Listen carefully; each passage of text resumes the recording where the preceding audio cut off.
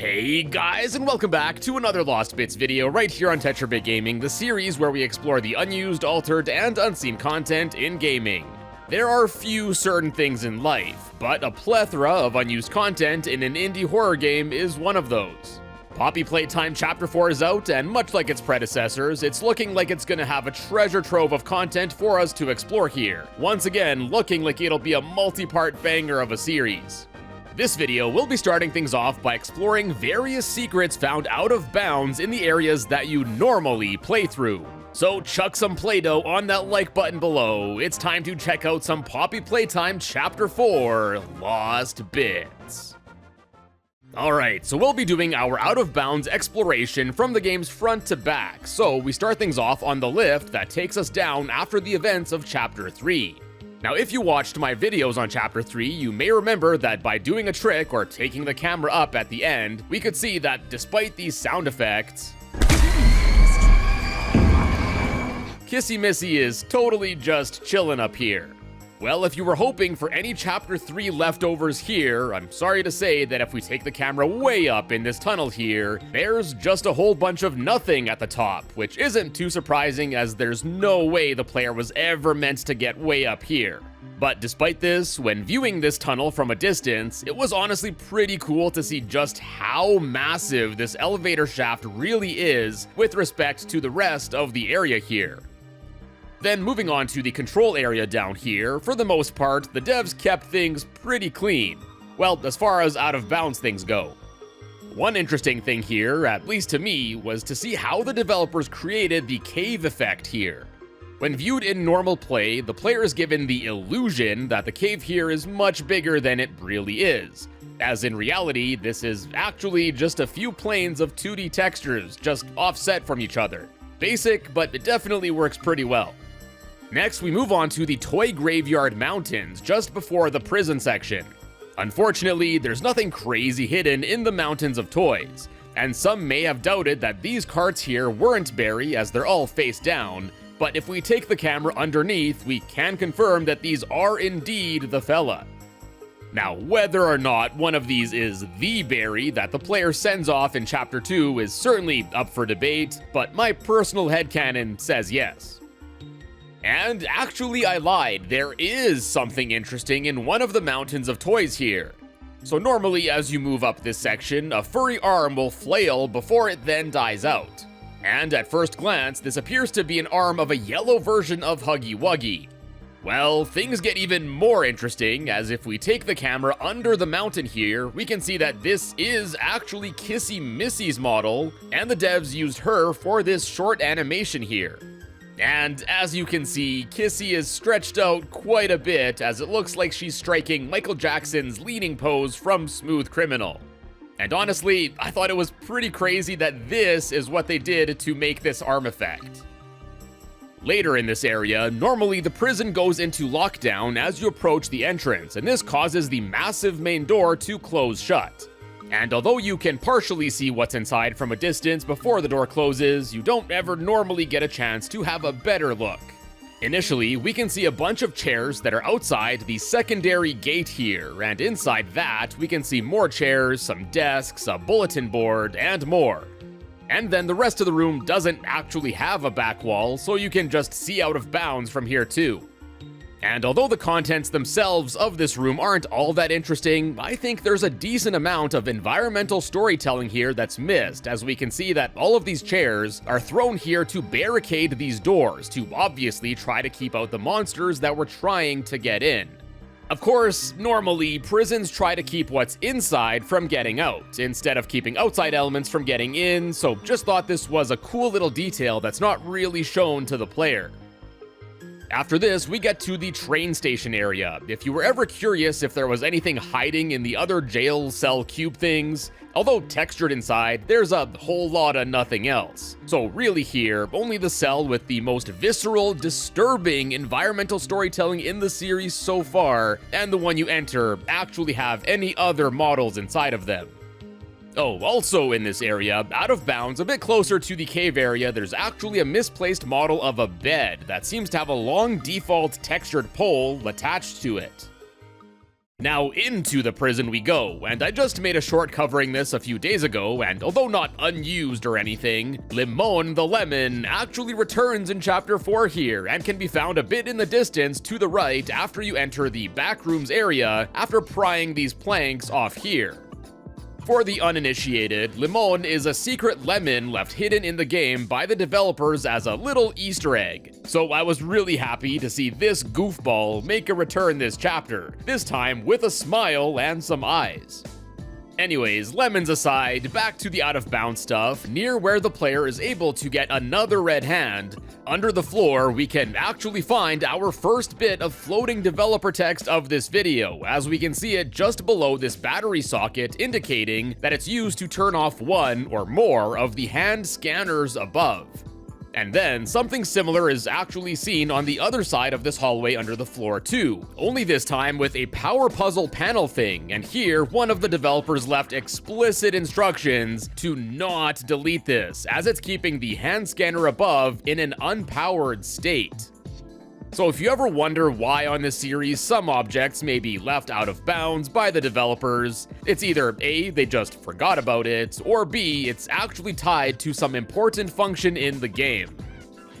Also, in this same hallway under the floor, we can find a duplicate of the catnap toy that gets munched on by the critters as you first enter this hallway. And here, we can see that it's just constantly looping the animation of the raspberry jam gushing out of it.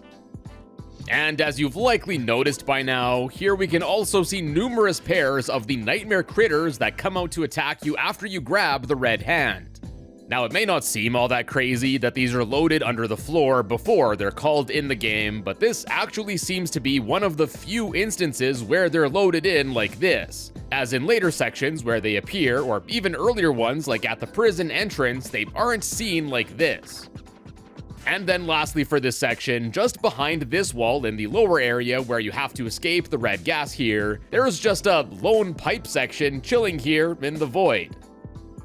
Next, onto the warden's office entrance area. Just before it, we can once again actually see another object out of bounds that had some functionality related to the hand scanners. And this time, we actually have two objects here, the prison officer badge that's seen before and inside the warden's office, as well as this green cylinder here. So I'm not sure which of these is the one that's needed, could be both. Also, this may be patched by the time you're watching this video, but interestingly enough, some of the objects in this room would actually deload during normal gameplay, allowing you to see out of bounds with ease. And last up here, there's actually data left over in the game for various developer notes throughout this chapter. Most of them just indicate things like where triggers for pop-ups should be placed, like at the start to teach the player controls, or some context for what was planned to be added to a section later in development. Other times though, there are some more interesting things, like here for example, there's actually a note linking to some sort of developer document. Now before you go pausing the video to type this URL into your browsers, I already tried, and it just leads to a Confluence page, which is basically a workspace site which I guess the devs were using to collaborate, and unfortunately it's password protected. Yeah, sucks for us, I guess, but I'm not surprised at all that they don't want random people snooping around in there. Anyways, now onto the containment zone. Initially, we can actually see Yarnaby just chilling on the side of its cell. But as we approach, Yarnaby's model actually goes under the floor before he then jumps out of the cell towards the player, and after that animation is done, he will loop around back right to where he started out.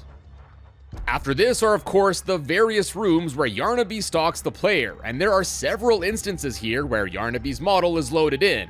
In the door where he appears out of initially, there's one in this area out of bounds, then there's one just floating here looking all nice and happy, and then yet another one that's not as friendly.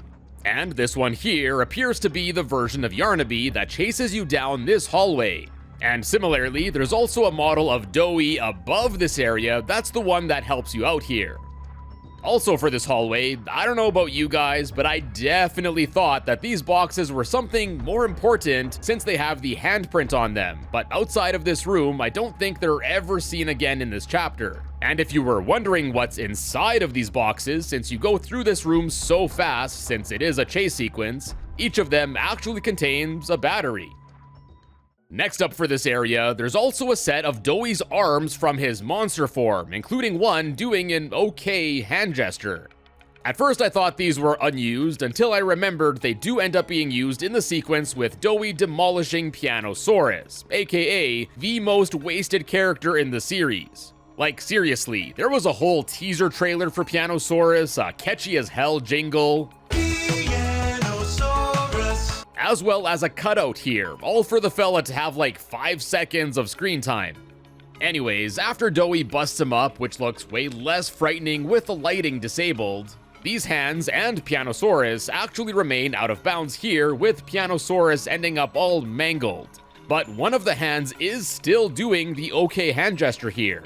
The first instance, I thought it was just a coincidence, but this second time is making me think that this was left like this on purpose.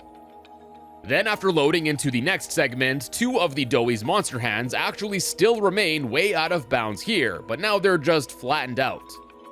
And then further down in the distance, there are 2 more Doughy hands, this time in the regular form, and I can't really recall any instance where either of these sets of hands were used in the game. Then next, although not out of bounds, in this section where Doughy is peeking his head through a door as he waits for you, looking through the door, we can see that the way he's standing, if you want to call it that, is all messed up with the way his feet are positioned. And honestly, I thought this looked pretty funny. Next, before Doughy gloops through these bars, in the next cave section we can actually see that him in his bridge form is actually already loaded in under the floor here. And if we progress, after Doughy jumps down, we can see how the bridge form model just awkwardly floats up to where it needs to go. And while all of this is going on, far under the map we can find the Doughy that jumped down that's now all stretched out awkwardly like this.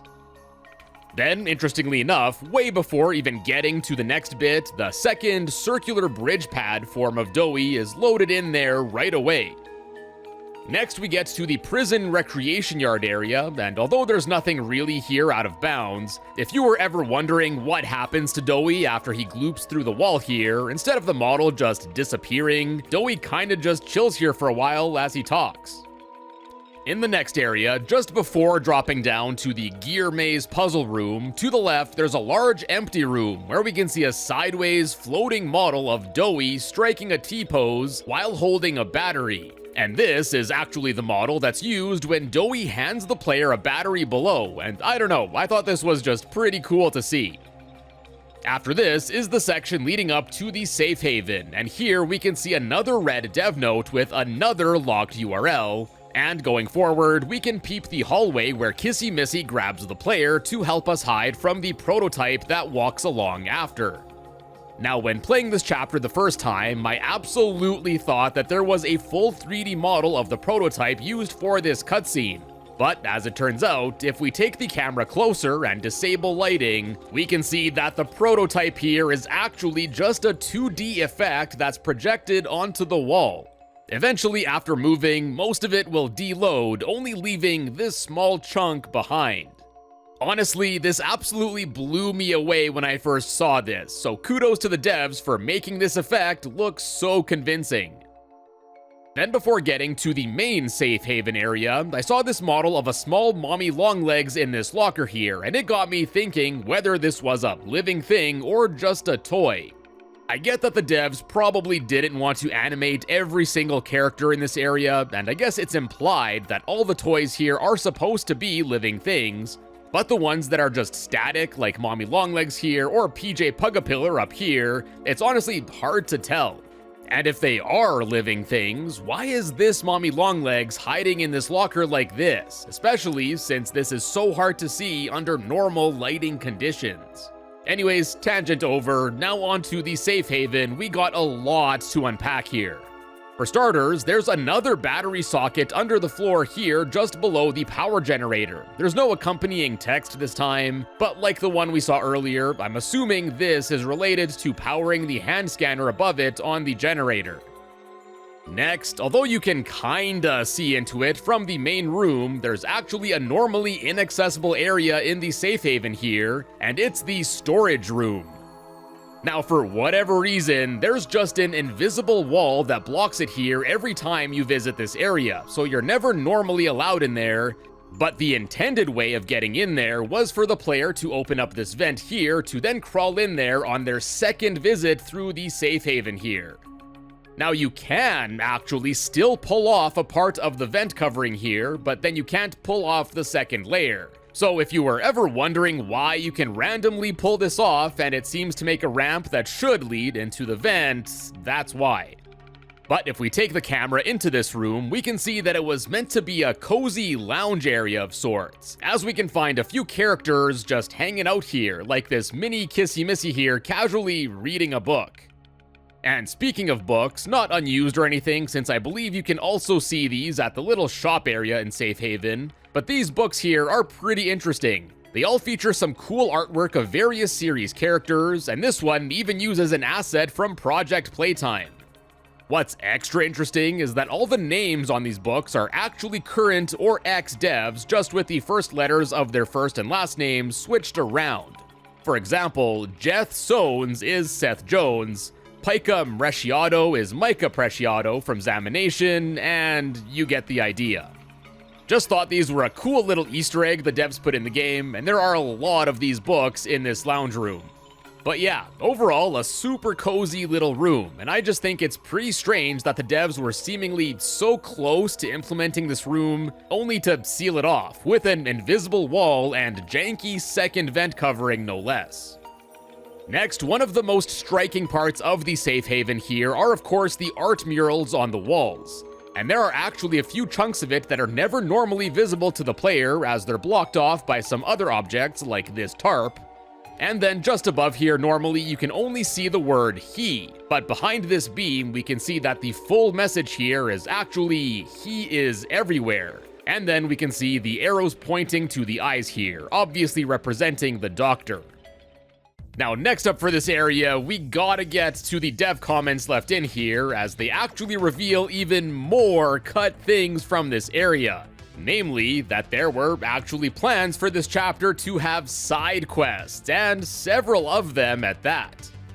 Revealed in this note, for the player's first visit to the safe haven, they could have completed 3 optional side quests. 1, retrieving some sort of book for Doey. 2, getting a seemingly scrapped character named Izzy a birthday cake. And then 3, burning some rosemary to honor the dead, presumably at the Poppy altar area here.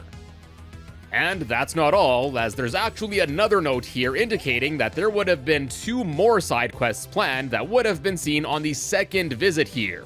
One side quest where you'd have to pose for another seemingly scrapped character named Ed, as he'd, I guess, draw a portrait of you, as well as a final side quest where you'd have to help Kickin' Chicken get his revenge in some currently unknown way.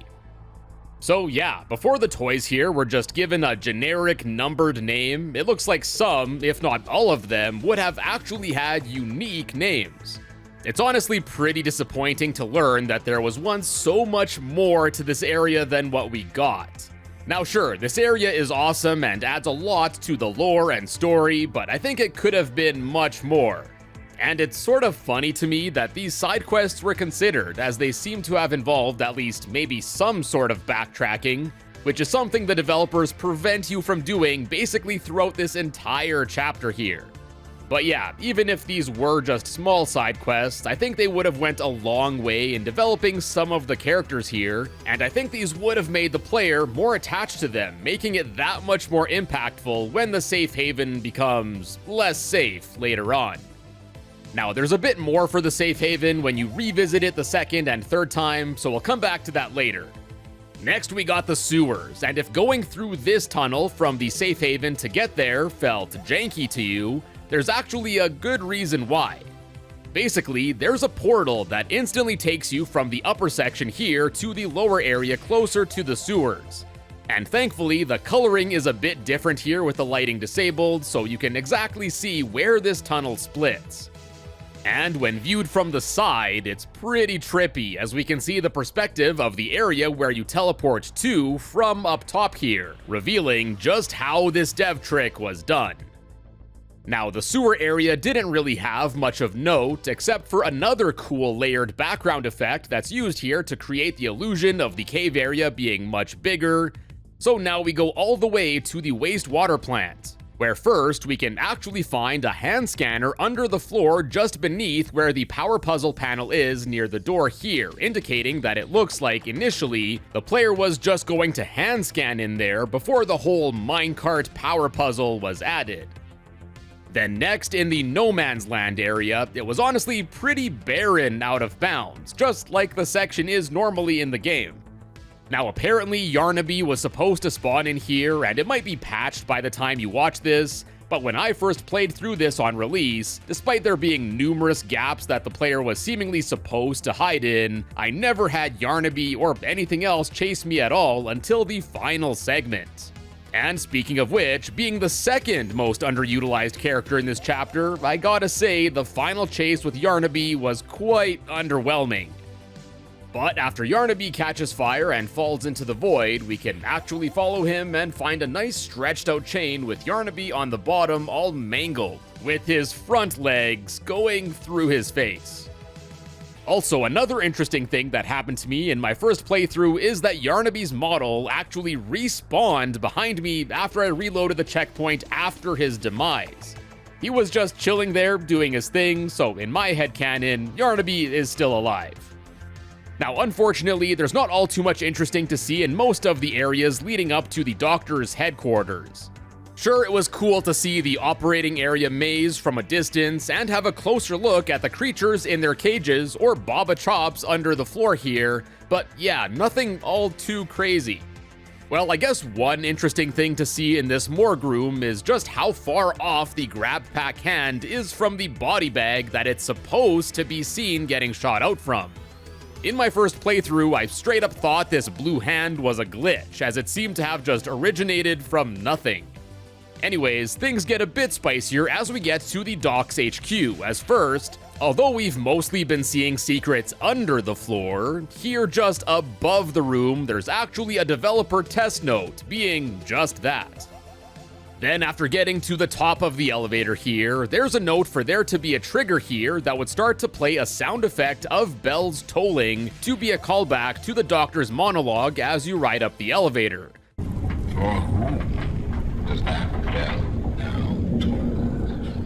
But unfortunately, I played through this again and listened pretty closely, and it seems like this idea didn't make it into the final cut.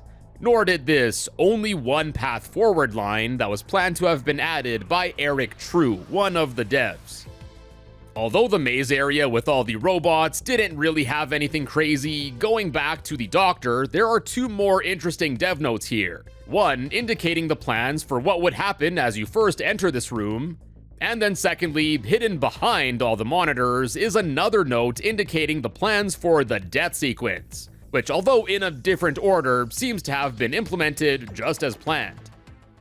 Now, on the second visit to Safe Haven, you get to go through this shipping area, and here we can see a note indicating that the purpose of the back part of this room is just for optional lore drops. Now, it's plural here, but in the final game, all that's there is just a VHS tape and a TV to play it in. Well, that, and I guess there's these Boxy Boo boxes here that are supposed to maybe have some lore implications, I guess. And although they lack any collision, if we take the camera inside, we can see that Boxy Boo is actually fully modeled inside here, similar to how he was in Project Playtime. Now, I have to believe that there must have been some sort of plans for Boxy here to pop out as an Easter egg or something, since he's modeled in like this. But yeah, unfortunately, there's no interactability that's normally offered to the player with these models at all in the final release of this chapter. Next, we go on to the Foundation area, and aside from seeing the cave maze from a distance, the only other interesting thing I found here was a pair of nightmare critters under the floor near the control room in the gas area. Now, in my playthrough of this chapter, no critters spawned in this room, so either there were once plans to have some of them in here as well, or these are for the cave area where you find the explosives just before this room, or in the room after where a few of them do pop out. Now back to the third and final visit to the safe haven. With the lighting disabled, we can see that Doughy in his monster form was actually loaded and visible in the back in the shipping area as soon as I got here. I don't think I was able to see this in my first playthrough, so not really sure why this ended up happening here this time. Also, while the cutscene with Doughy here was going on, I found another version of him in his monster form hiding not far underneath the floor. And then, after leaving this area and going up the elevator, we can take a look at how Doughy tries to pull it down, which is never normally visible. And then, taking the camera back to the main safe haven room, I was able to see normal Doughy chilling here once again, as his animation seemingly reset under all the rubble even after it fell. And now lastly, we get to the final boss area, where just before heading in, there's actually an unseen computer monitor just underneath the console here. And after heading inside, unfortunately, there's not much to see here except for getting a closer look at these building things that are seen above here. And in case you were wondering, yes, these actually do have collision, so you can even walk on these railings if you can manage to get up here. And then for the last battery socket hidden out of bounds, just beneath the area that you get to after you get through the main part of Doughy's boss battle, there's another one of these that, once again, was used to limit the hand scanners above. I guess how they're kept powered off until you get close enough. An interesting way to do this for sure, but hey, if it works, it works. And now, last up for this video, we of course have the ending sequence, where first we have the cutscene with Poppy and Kissy, where one of the least surprising plot twists gets revealed. During this cutscene, when Poppy runs away to avoid being trapped back in her case once again, she runs off into the vent here. And if we follow to see where she goes, we can see that basically immediately after getting out of the player's normal view, she just instantly disappears. Then, after this, as the floor beneath the player collapses and Kissy tries to grab the player before her arm gets ripped off, if we take the camera back up, we can see that the devs stuffed Kissy into the vent here. So just like the cliffhanger we got at the end of Chapter 3, until we see an actual on-screen Kissy Missy death, I think she'll still be alive in future chapters, although now with one less limb it seems. And speaking of which, it looks like the arm that you see after falling isn't actually a unique model, as when we do go back to the main Kissy model up here, we can see that this is actually from this model, but it's just stretched out all the way down there, making her arm up here look pretty weird. And then finally, we get to the poppy flower growing room leading up to the science lab area of the Playtime Company factory that I guess we'll be visiting in Chapter 5. Or maybe not, since the player ends up getting bamboozled as OG Huggy Wuggy approaches us in another crazy cliffhanger. So of course, I had to try and get a closer look at Huggy here, and although it's not anything you can't normally see, it was nice to get up and close to the fella and have a better look at his model. And what else is interesting is that right after Huggy's jump scare here, he actually teleports into the room where the player gets locked in, and he will strike a solid T-pose. Now, normally it happens for only like a second before it cuts to the credits, but if I pause the game, we can actually get a better look at the T-posing fella here in all his damaged glory. And damaged he sure is, as he's missing a hand. And if we look under this here wound dressing, we can see that there's even a whole chunk of him that's gone now too, which was pretty unnerving to see, honestly. I always had a hunch that the main mascot of the series had to have a return to the game since he's only seen for a few minutes in the first chapter. So yeah, I was really pumped to see him here, and I look forward to seeing what his role ends up being in Chapter 5. And with that, my friends, wraps up this first part covering Chapter 4, and I hope you enjoyed.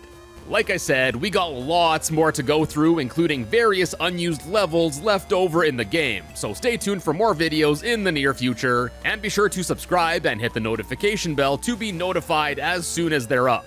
Till then though, check out some of my other Poppy Playtime videos, and as always, thank you all so much for stopping by today, and I will see you in a bit.